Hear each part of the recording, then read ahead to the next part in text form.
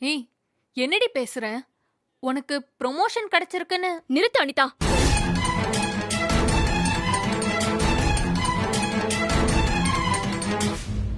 Sorry Anitha, சாரிமா.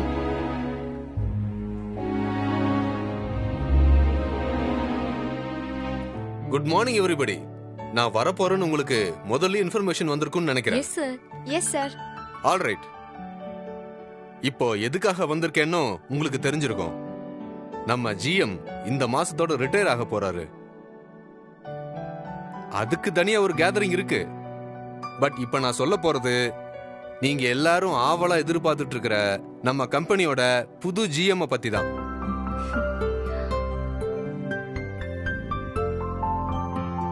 Rajini madam உங்களை பத்தி தான் சொல்ல போறாரு. முன்னாடி போய் நில்லுங்க. இருக்கட்டும், சொன்னதுக்கு அப்புறம் போய்க்கிறேன். அட போங்க மேடம், போய் ஜிஎம் பக்கத்துல போய் நில்லுங்க. எந்திரிங்க எந்திரிங்க மேடம், போங்க.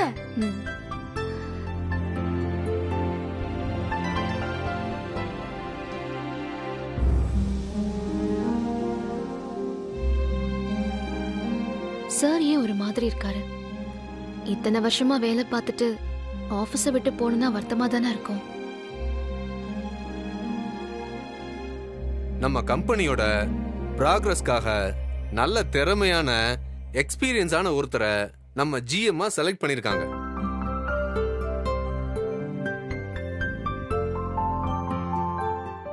உடனடியா அந்த பொறுப்பை ஏத்துக்க வரப்போற நம்ம கம்பெனியோட புது ஜிஎம் மிஸ்டர் ரமேஷ் சர்மா.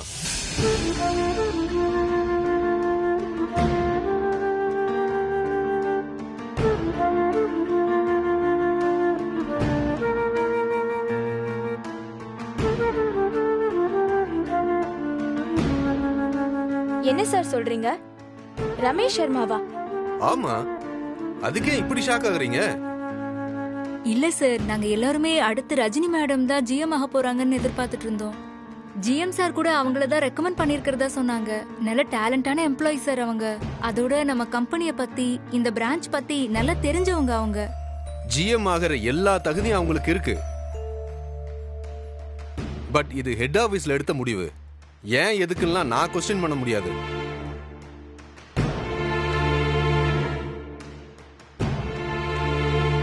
புது ஜிஎம் வெல்கம் பண்ண நீங்க எல்லாம் ரெடியா இருங்க.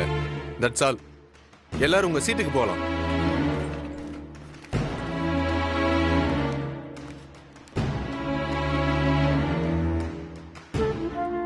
சாரிம்மா ரஜினி, நான் இதை கொஞ்சம் கூட எதிர்பார்க்கல. இன்ஃபேக்ட் லாஸ்ட் மினிட்ல தான் மெயில் வந்துச்சு. உங்ககிட்ட சொல்லலான்னு தான் நினைச்சேன். பட் அதுக்குள்ள மீட்டிங்கை ஸ்டார்ட் பண்ணலான்னு சொல்லிட்டாங்க. I am very sorry. அதனால ஒன்றும் இல்லை, பரவாயில்ல.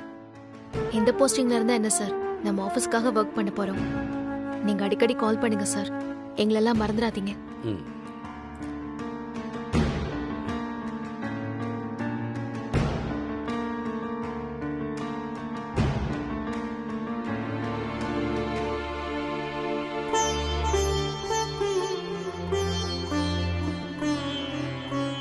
இந்த குடும்பத்துக்கு விடிவு காலம் பிறந்துடுச்சுன்னு சந்தோஷப்பட்டனே. இப்படி சின்ன குழந்தைக்கு மிட்டாய் கொடுத்து ஏமாத்துற மாதிரி ஆக்கிட்டானே இந்த கடவுள்.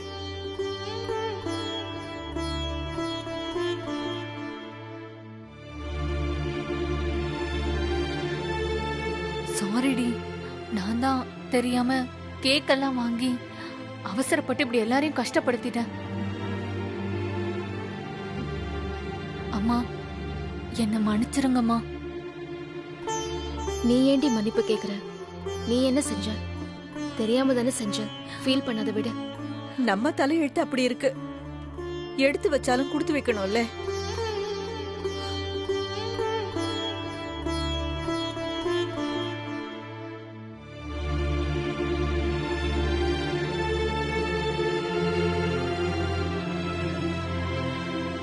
ரஜினி, சாரிடி. உன் மனசு எவ்வளவு கஷ்டப்பட்டிருக்கோம். எனக்கு என்னடி கஷ்டம்? இதெல்லாம் பழகி போன விஷயம் தானே. இப்ப என்ன பண்ண போற? என்ன பண்றது, வழக்கம் போல என் வேலையை பார்க்க வேண்டியதுதான். சரி, நான் ஃப்ரெஷ் அப் ஆயிட்டு வந்துடுறேன்.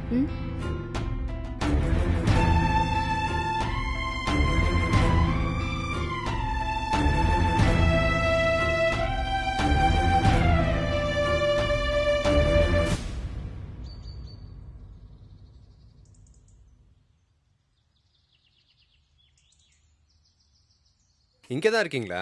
நான் உங்களை ரூம்ல தேடிட்டு இருந்தேன். எவ்வளவு நேரம் தான் ரூமுக்குள்ளே உட்காந்து இருக்கிறது? என் பொண்ணு நிஷா எத்தனை வருஷம் கழிச்சு வர்றா? அவளை வாசல்ல நின்னு வரவேற்க வேணாமா? பாத்தீங்களா, அப்படியே லைட்டா பொண்ணு பாசம் வெளியே வருது. அப்பங்களுக்கு பொண்ணுங்கன்னா மட்டும் என்ன ஸ்பெஷல்னு தெரியல. கவலைப்படாதடா, இன்னும் ஒரே வருஷம்தான். உனக்கும் முதல்ல பொம்பளை புள்ளையா பிறக்கணும்னு வேண்டிக்கிறேன். அப்போ புரியும் உனக்கு.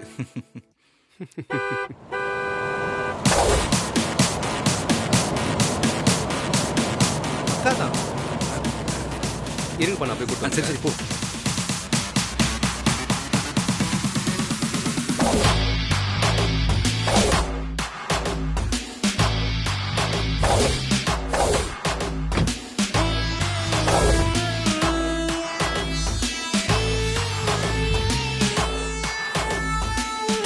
Welcome to India.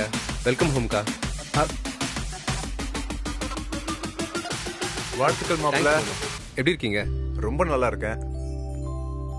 அம்மா வீட்டுக்கு வந்துட்டாங்கன்னா பொண்ணுங்க புருஷனை கண்டுக்கவே மாட்டாங்க. இதெல்லாம் தெரிஞ்சு வச்சுக்கோங்க மாப்பிள்ள. ஐயோ, அதனால என்ன மாமா, நான் உங்களை கூட்டு போறேன். நான் வேணா ஆர்த்தி எடுக்கவா? அதெல்லாம் ஒண்ணும் வேணாம், வாங்க போலாம். வாடா வாடா வாடா வாடா. அப்பா எப்படி இருக்க? நல்லா இருக்கேன்ப்பா. நீங்க எப்படி நான் நல்லா இருக்கேம்மா. எங்க என் பேரன் வரலையா? பின்னாடி வரானா? அவன் வரலப்பா. ஓ, நம்ம நாட்டுல நேஷனல் லெவல் போட்டி நடக்கிற மாதிரி அங்க பெரிய ஸ்விம்மிங் காம்படிஷன் நடக்க போகுது. அதுல பார்ட்டிசிபேட் பண்ண போறான். அதான். ஓஹோ. ஆமா மாமா, அவன் கோச் நம்ம ஊருக்காரர் தான். அவரே பாத்துக்கிறேன்னு சொல்லிட்டாரு. சரிங்க மாப்பிள்ள, நீங்க எப்படி இருக்கீங்க? நான் நல்லா இருக்கேன் மாமா. என்ன, என் பேரனும் வந்திருந்தா நல்லா இருந்திருக்கும். பார்த்து பல வருஷங்கள் ஆயிடுச்சு. நல்லா வளர்ந்துருப்பான்ல? ஆமா மாமா, நல்லா வளர்ந்துட்டான். ஆமா, உங்க உடம்பு எப்படி இருக்கு மாமா இப்போ? பரவாயில்ல மாப்பிள்ள, இருக்கேன். அதான் அக்கா வந்துட்டால, அப்பா இனிமேல் ஜம்முன்னு தேறிடுவாரு.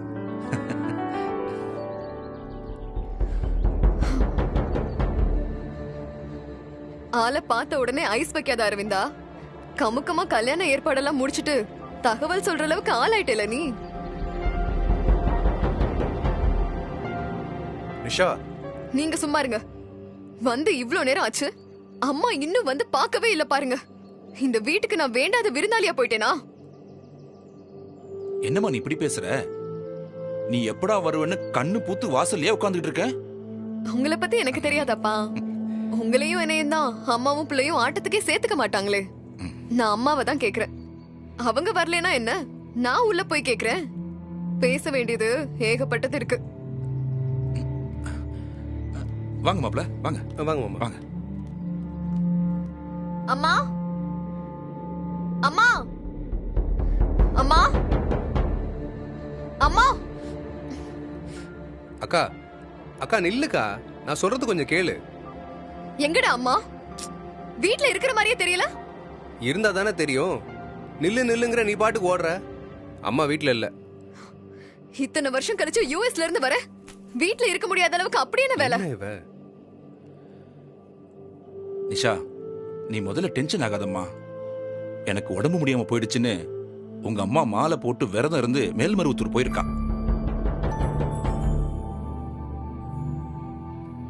ஆமா, வந்ததுல இருந்து பாத்துட்டு இருக்க, ரொம்ப பதட்டமாவே இருக்க. என்ன விஷயம்? டேய், என்ன விஷயம்னு நான் கேட்கணும். எவ்வளவு அருமையான பொண்ணுங்க எல்லாம் பார்த்து போட்டோஸ் எல்லாம் அனுப்புனேன். லட்சக்கணக்கில் சம்பாத்தியம், கோடி கணக்கில் சொத்து இருக்கு. அதெல்லாம் வேணான்னு சொல்லிட்டு பேசிருக்கீங்க பாருங்க சம்பந்தம். உங்ககிட்ட என்ன பேச்சு? முதல்ல அம்மாக்கு கால் பண்ணு. கொஞ்சம் பொறுமையா இருமா. கோயிலுக்கு போனவங்க கிட்ட இப்படி உடனே பேசணுமா? வரட்டும். உங்களை பேசாம இருங்கன்னு சொன்னேன்.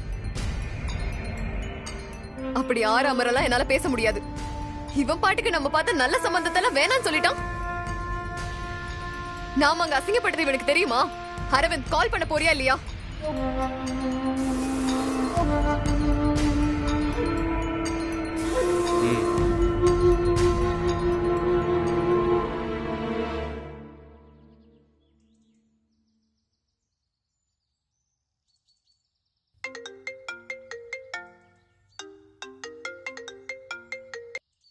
அரவிந்த், சொல்லுப்பா. அக்கா வந்துட்டாளா? வந்தாச்சு வந்தாச்சு. நிஷா, என் செல்லக்குட்டி, எப்பமா வந்த? எல்லாரும் பத்திரமா வீட்டுக்கு வந்துட்டீங்களா? மாப்பிள்ள பேரெல்லாம் எப்படி இருக்காங்க? இருக்காங்க இருக்காங்க. ஏம்மா என்னாச்சு? ஏன் ஒரு மாதிரி பேசுற? சந்தோஷமா சிரிச்சு பேசுற மாதிரி நீ என்ன பண்ணி வச்சிருக்க சொல்லு. என்னடி நான் என்ன பண்ணேன்? ஏமா நம்ம வீட்டுக்கு ஒத்தைக்கு ஒரு ஆம்பளை பையன், அவன் படிப்பு என்ன, அழகு என்ன, அறிவு என்ன, அவனுக்கு சம்மந்தம் பேசுறதுக்கு வேற இடமே கிடைக்கல உங்களுக்கு. ஏண்டி இந்த சம்பந்தத்துக்கு என்ன? இது பாபா பார்த்து கொடுத்த சம்பந்தம். இப்படி சொல்லிதான் உன்னை ஏமாத்துனாங்களா? இந்த குடும்பத்தை ஆள ஒரு தகுதி தராதரம் வேணா? அதெல்லாம் பார்க்க மாட்டீங்க நீங்க. இத பாரு நிஷா, எந்த விவரமும் தெரியாம நீ எதுக்காக இப்படி கோவமா பேசிட்டு இருக்க? நாளைக்கு நான் ஊருக்கு வந்துருவேன். வந்த உடனே மத்தது எல்லாத்தையும் பேசிக்கலாம். எனக்கு உன் கூட நேர்ல பேச எதுவும் இல்லம்மா.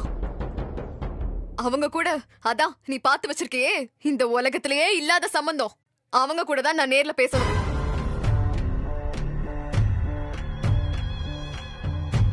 அவ்வளவுதானே? விடு, நான் வந்ததுக்கு அப்புறம் அவங்க வீட்டுக்கு போய் நாம எல்லாத்தையும் பேசிட்டு வரலாம். அம்மா என்னம்மா நீ இப்படி பேசுற? நம்ம மாப்பிள்ளை வீட்டுக்காரங்க, நாம எதுக்கு அவங்கள தேடி போகணும்? நமக்குன்னு ஒரு ஸ்டேட்டஸ் இருக்கு, அதை விட்டு இறங்கி போகணும்னு எந்த அவசியமும் கிடையாது. சரி, இப்ப என்ன தாண்டி பண்ண சொல்ற? அவங்கள இங்க வர சொல்லு. நான் அவங்கள பார்க்கணும், அவங்க கிட்ட பேசணும். உன்னை அவங்க நல்லா ஏமாத்தி வச்சிருக்காங்கன்னு நீ பேசுறதுலயே தெரியுது. சரி விடு, அவங்களையே வர சொல்றேன். நீ வந்ததும் வராததுமா கோவத்துல தையா தக்கான்னு குதிச்சிட்டு இருக்காத. அப்பாக்கு ஏற்கனவே உடம்பு சரியில்லைமா. நீ டென்ஷன் ஆகுறத பார்த்து அவரும் டென்ஷன் ஆக போறாரு. எதுவா இருந்தாலும் நேரா பேசிக்கலாம். நாளைக்கு நான் வந்துடுறேன். போன வச்சுட்டா? சரிம்மா. இந்த புடி. பொண்ணு வீட்டுக்காரவங்கள வர சொல்றேன்னு சொல்லிருக்காங்க. அவங்க வரட்டும், நான் பாத்துக்கிறேன். அப்பா நான் போய் ரிஃப்ரெஷ் ஆயிட்டு வந்துடுறேன். எங்க வாங்க போலாம். போங்க மாமா.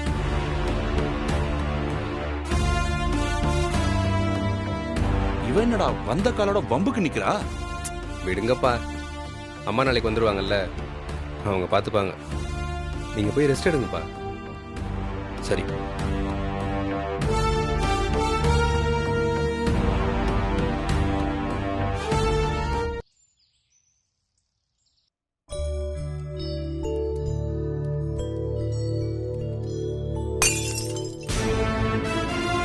என்ன சத்தம்?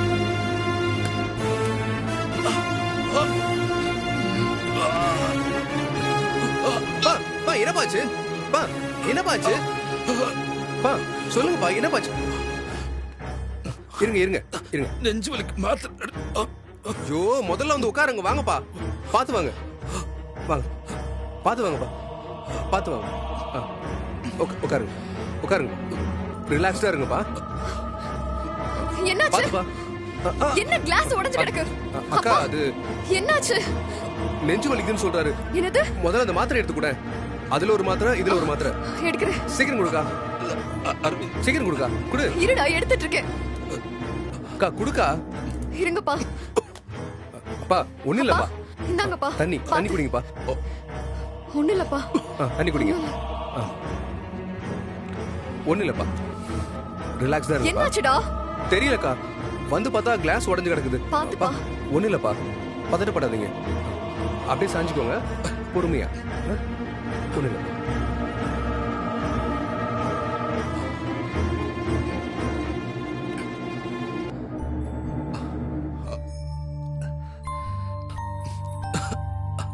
ரெஸ்ட் எடுங்கப்பா. கொஞ்ச நேரம் படுத்து ரெஸ்ட் எடுங்கப்பா. எனக்கு ஒண்ணு இல்ல, ஒண்ணு இல்ல.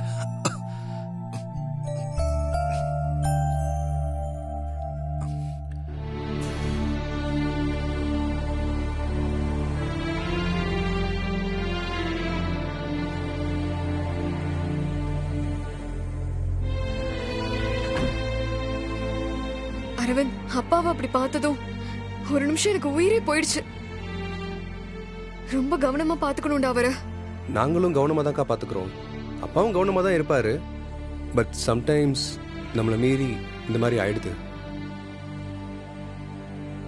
ஆமா, மாமா எங்க? அவரு குளிச்சிட்டு இருப்பாரு. ஓ. நம்ம கைக்குள்ள இருக்க வேண்டிய விஷயத்த நீயும் அம்மாவும் சேர்ந்து குழப்பி வச்சிருக்கீங்க. என்னக்கா சொல்ற? உன் கல்யாணத்தை பத்தி தான் சொல்றேன். எப்படிடா கொஞ்சம் கூட யோசிக்காம இந்த மாதிரி இடத்துல பொண்ணை பாத்திருக்கீங்க? அக்கா, எனக்கு புரியல. நீ என்ன வந்ததுல இருந்து இந்த மாதிரி இடம்னு சொல்லிட்டு இருக்க? முதல்ல அவங்கள பார்க்க தானே போற, பார்த்ததுக்கு அப்புறம் பேசு. அதுக்காக தாண்டா காத்துட்டு இருக்கேன். அப்பாவுக்கு உடம்பு முடியல, அவசர அவசரமா உனக்கு பொண்ணு பாக்குறாங்கன்னு தெரிஞ்சு வச்சுக்கிட்டு உன்னையும் அம்மாவையும் நல்லா ஏமாத்திருக்காங்க.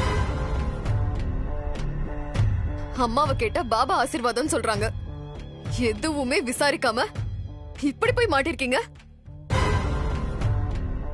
நான் பார்த்த பொண்ண நீ வேணான்னு சொன்னதும் ஏதாச்சும் லவ் கிவ் இருக்குமோன்னு கூட நான் நினைச்சேன். நீ பார்த்த பொண்ண வேணான்னு சொல்லிட்டேன், அதனால தானே கோவம், அப்படிதானே? அதுவும் கோவம்தான். அது கூட பரவாயில்ல, உனக்கு பிடிக்கலன்னா என்ன பண்ண முடியும்? ஆனா உனக்கு லவ் எல்லாம் இல்ல, வீட்ல தான் பொண்ணு பாக்குறாங்கன்னா நம்ம ஸ்டேட்டஸ்க்கு ஈக்குவலா பொண்ணு பார்க்க வேணாமாடா? அதெல்லாம் அம்மா நல்லா விசாரிச்சு தான் செஞ்சிருக்காங்க.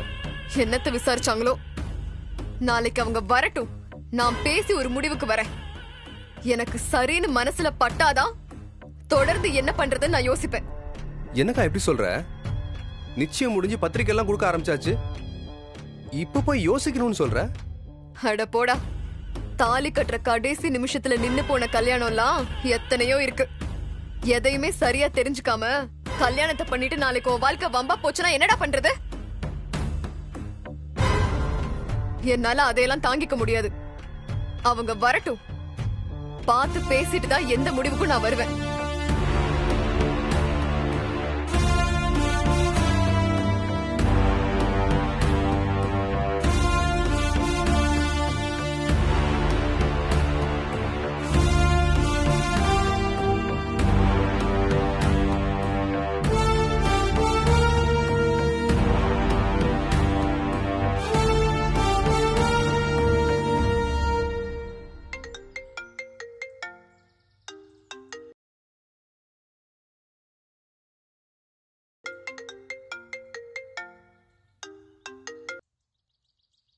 ஹலோ ரஜினி, எங்க இருக்க? வீட்ல தான் இருக்கேன். ஒரு முக்கியமான விஷயம் பேசணும். உன் வாய்ஸ் ஏன் டென்ஷனா இருக்கு? என்னாச்சு அரவிந்த், ஏதாவது பிரச்சனையா? ஆமா, பிரச்சனை தான். பிரச்சனை ஃப்ளைட்ல வந்து இறங்கி இருக்கு. புரியல, ஃப்ளைட்லயா? எங்க அக்கா வந்திருக்கா.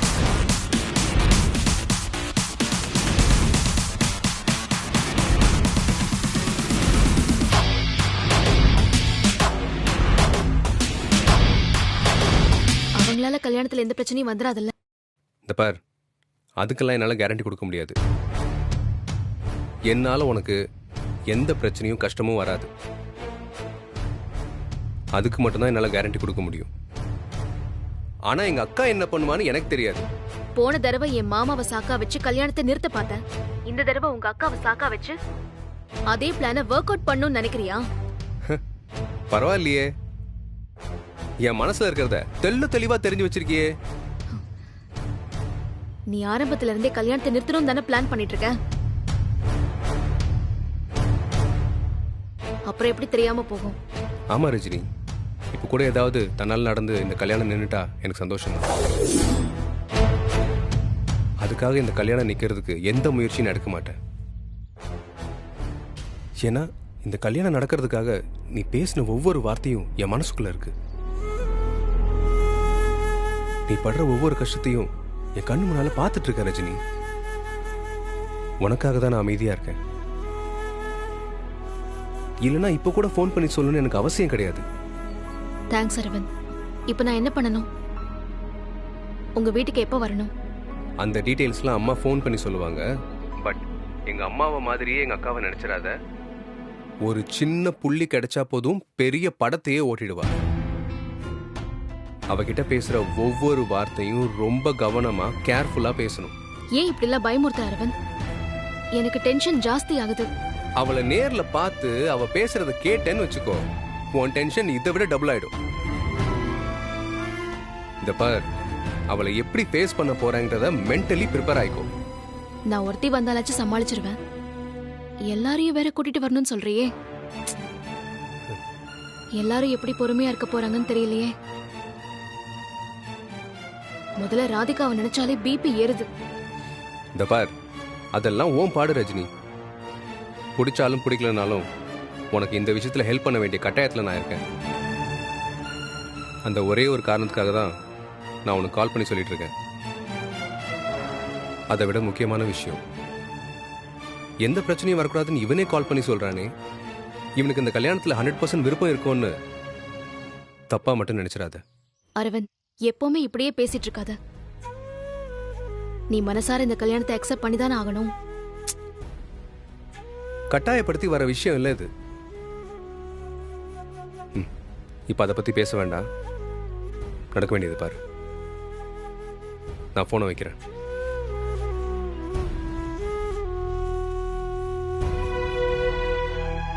இருக்கிற பிரச்சனை எல்லாம் பத்தாதுன்னு இப்ப இது வேறயா? இவன் கொடுக்கிற வார்னிங் எல்லாம் பார்த்தா பெரிய புயல் அடிச்சுதான் ஓயும் போல இருக்கு.